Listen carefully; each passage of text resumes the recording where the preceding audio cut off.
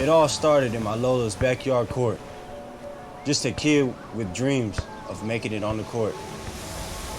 I fought my way through, just like my family taught me. The path was never easy, but we dribbled all the way to the NBA.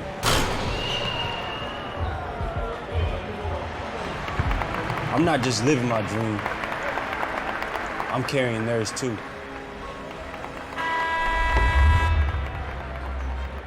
Now that I play for the Philippines, it's not just for my family. It's for every Filipino with grit, heart, and the determination to succeed. I carry the 3 stars and a sun with pride.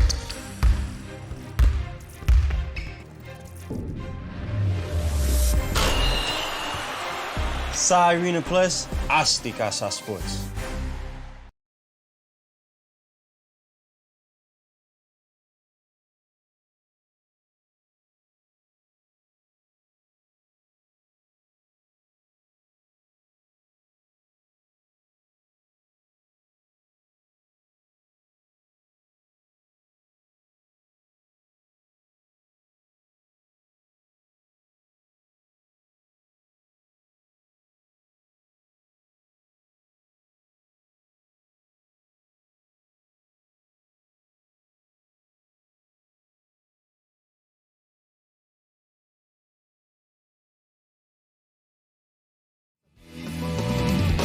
Energy! Naka-energy na ba ang lahat? Lagi-lagi! Cheers, miss! Dabaglita!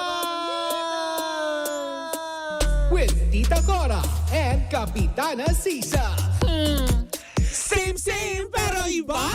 Kayo patuloy pa rin po nakatutok at nakikinig sa number 106.7 Energy FM. Pag tawag mong sabihin radyo. Sabihin mo! Oh, diba? Sumasagot Haba.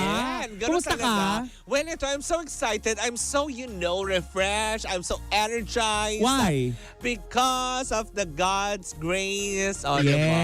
Nakakaloka. Thank you, Lord, for the blessings kahapon. At saka yung ano, yung ang dami araw. natin, alam mo yun, ang dami nating nagawa.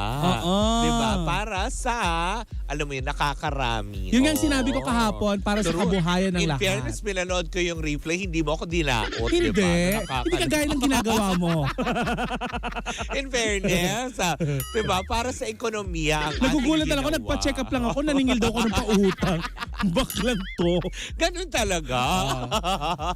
Pero anyway, sa lahat pa rin ang ating mga pag-aakbo si Kapitana Sisa. At ako naman yung Tita Cora. At eto na ang Baklita sa Woo Woo Woo! At syempre sa lahat ng mga nanonood via our Facebook page, hello po sa inyong lahat. Doon sa mga nataranta kagabing na wala kanilang mga Facebook, kasama tayong lahat doon. Yes. Diba? At sa nanay ko na nangungulit kung ano yung password niya, bala ka dyan. Sabi mo nga, di ba? Oo. Doon ka sa Far away! O, di ba, na nakakaloka. Pero speaking of far away, nako, eto na, Marce. Ano? Eto na pinakahihintay ng lahat. Ang Chika sa Arena!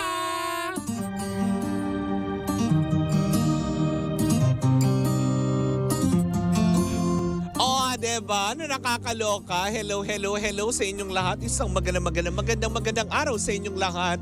Oras na naman para sa Chika sa Arena. Hatid pa rin sa atin ang Arena Plus. Astig sa sports. Paano ako?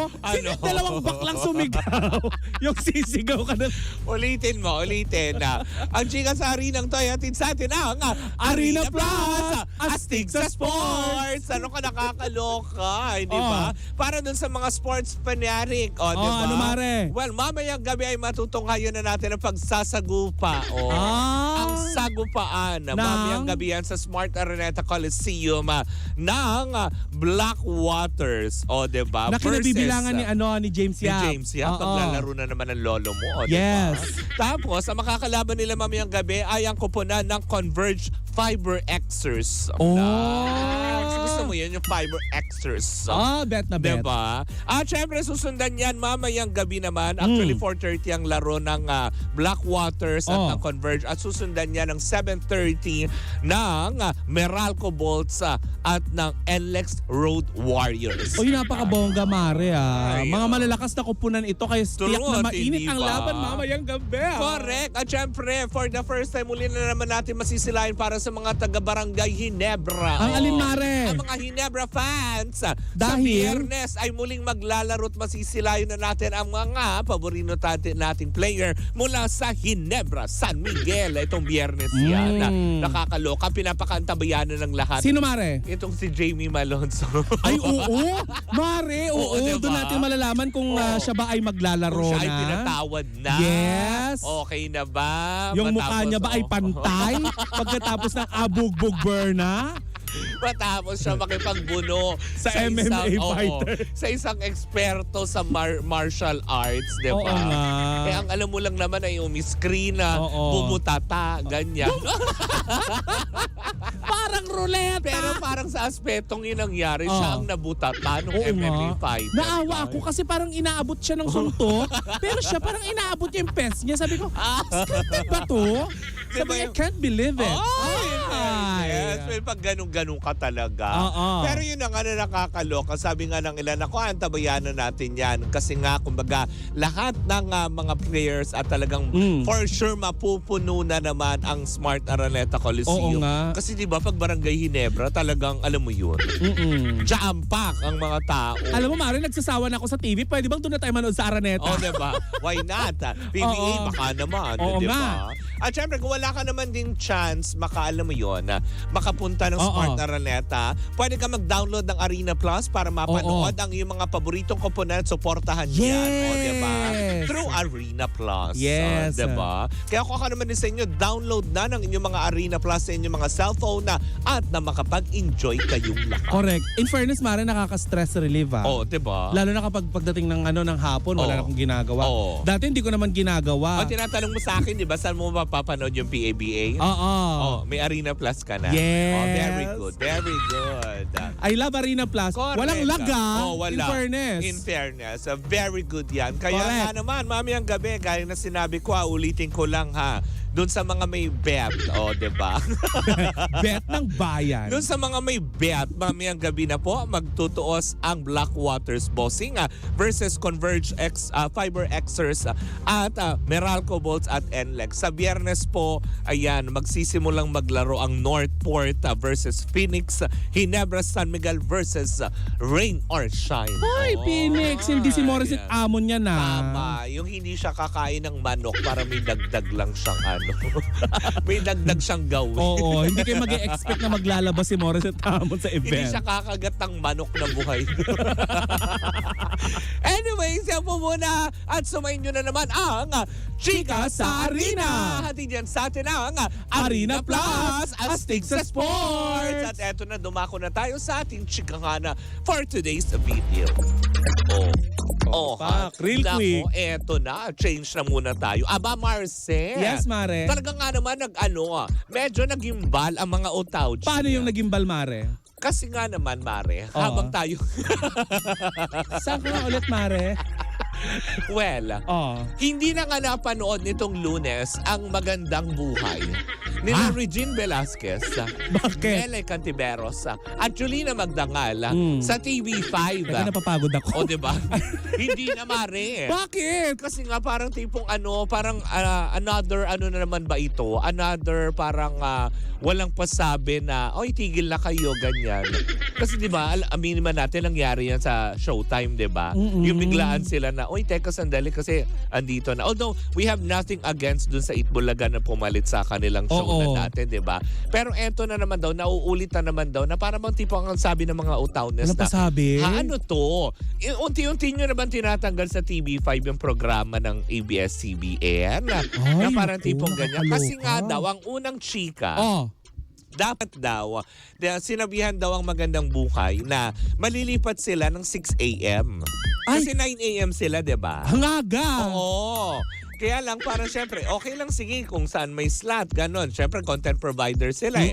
Na parang tipong okay lang naman. Pero ang ending, yung ipinangako daw na ano, Na yung ipinangako oras. time slot, wain na.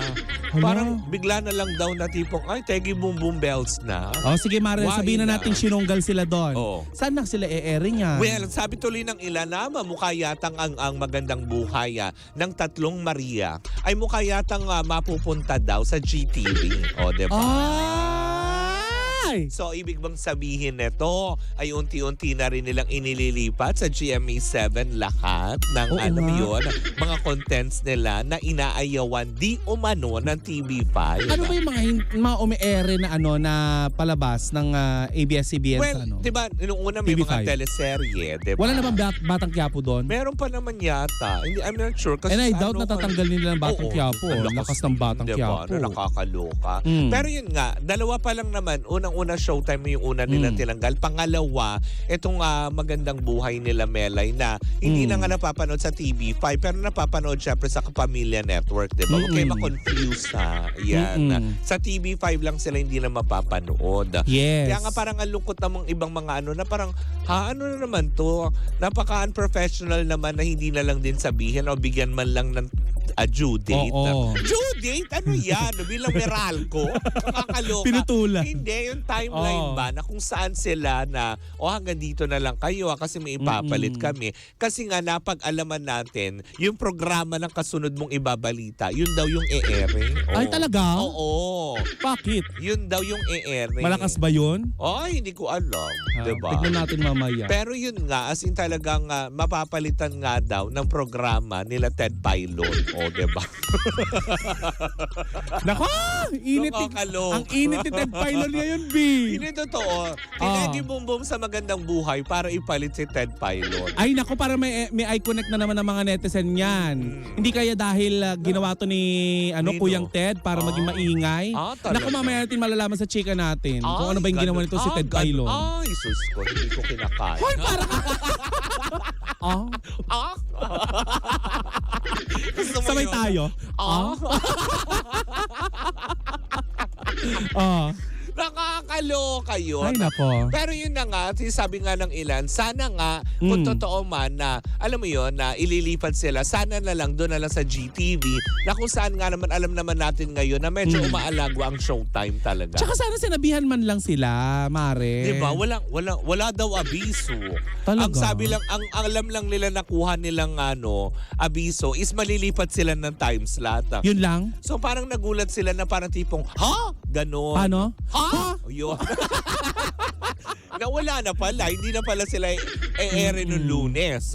Ay, nako. Nakakaloka. Kaya pala yung mga ibang utauchi nagtataka. Na, Oo. bakit wala na magandang buhay sa TV5? Buti na lang hindi live show ang Oo. TV, ang Diba?